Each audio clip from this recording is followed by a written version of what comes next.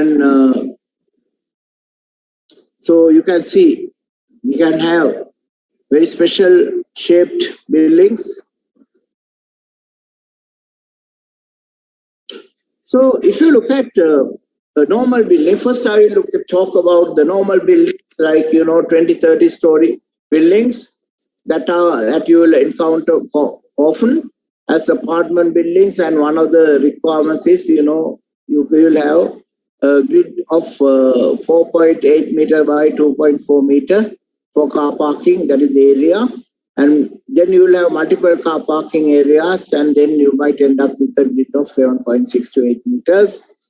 And then the access to car parks also needs a minimum width of 7.3 meters. And because of all these things, you will find that you will be using one particular grid below at the car parking level, and another grid above the car parking. Now, this is our usual concept. And here you can see the transfer plates. And transfer beams, transfer plates, and in this area, they had the swimming pool.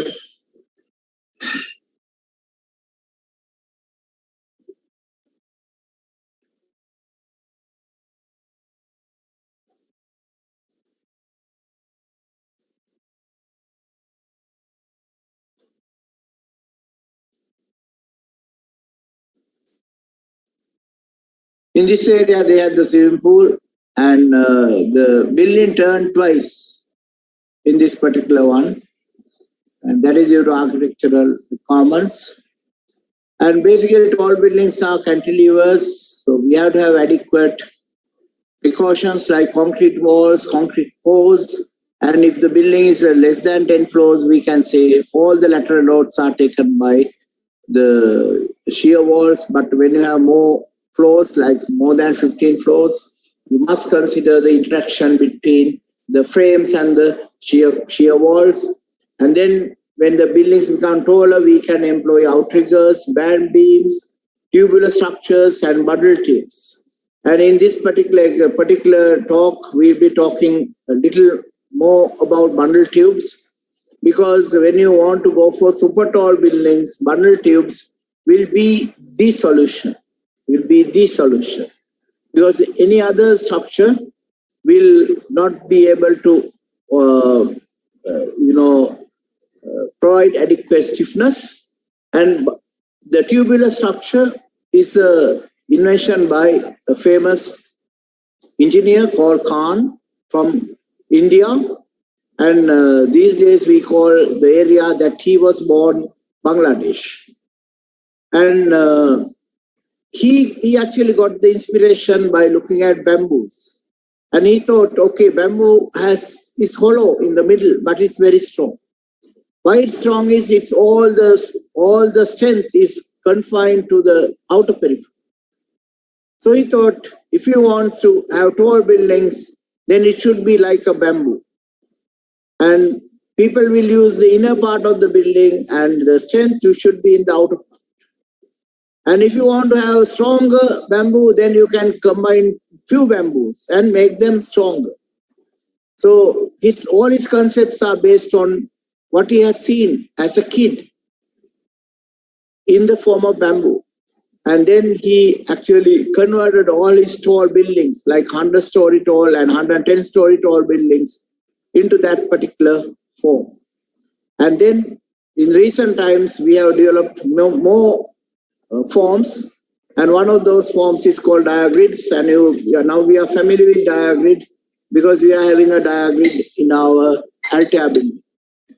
So if you look at all these buildings, you can see rigid frame buildings, shear walls, belt trusses, frame tubes, tube-in-tube, truss tubes, bundle tubes, and truss tube without interior columns. So you can have different structures, and in the very tall Burj Khalifa, they have used some truss system.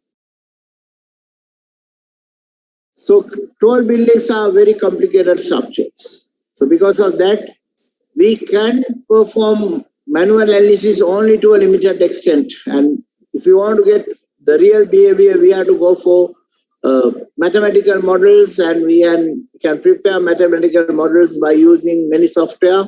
And for example, all the students in our University of Moratuwa, they get a full license for Midas, Gen, Midas, Civil, and the whole Midas family of software.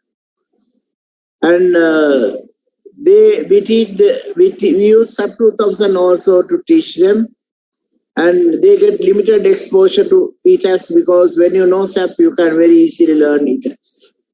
But we concentrate more on Midas family of software because they have the full license for Midas family of software, including Midas GTX and NFX and NFS and other modules. So when you are designing, you cannot blindly make mathematical models. You have to have some idea about the answers that you should get from mathematical models. Then only you can have confidently use the mathematical models and the answers given by the mathematical models. So it's an art, and you have to actually master this particular art of getting, making a reasonable guess about the answers you should be getting. And for that, you need a thorough understanding of structural analysis and the behavior, the load transfers take place as well. So if you look at all these buildings now, you can see people are now thinking of 1 kilometer tall building. But if you look at all these very tall buildings, you can see there's no building at the top. It's only a spire. And not so tall buildings, you can see the top part of the building becomes very small. The habitable area in the top part of the building is small. And in all these buildings, you can see the top part is very small. No usable space. And another feature you can see is all these very tall buildings are having streamlined facades, glass facade, very expensive, very, very expensive facades. Because these facades should ensure that the facade is very strong. Then we also have to make sure the facade is out of material that is energy efficient, that does not allow too much solar energy coming in. Then there are so many requirements for these facades. So facades become extremely expensive. And because of that reason, most of our tall buildings are very expensive. They are much more expensive than 2-story or 3-story houses. So the reason is, for example, you can do a reasonable house today for about 10,000 rupees per square foot. But if you look at the apartment cost of most of the apartments in Colombo, they will say the apartment cost is about 18,000 to 24,000 rupees per square foot. That is not a good sign because, apartment buildings are very expensive. And that actually hinders people living in apartment buildings, tall apartment buildings, because tall apartment buildings, although you are not spending money for land, still the land also can be very expensive, like something like 15 to 25 million rupees per perch. So when you divide it by the number of floors, then you will get a lower value, but still the apartment cost is very high. So people find that, apartments are very expensive. They are not cheap. So, very often you will find the apartments can be 35, 40, 45, 50 million rupees.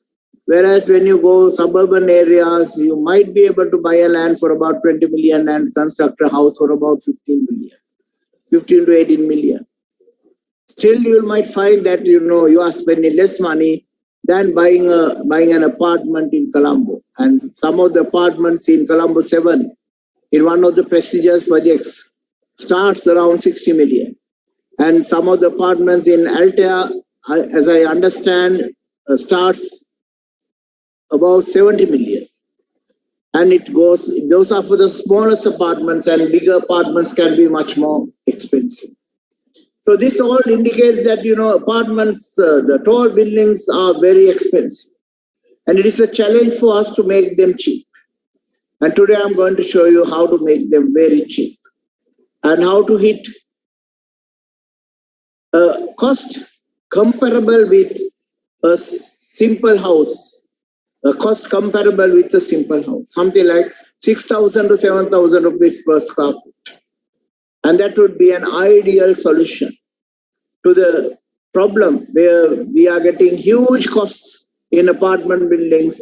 And if you can hit something like 6,000 to 7,000 rupees per square foot, then you can see we'll be in a position to provide apartments at a very affordable price, even to the middle income people.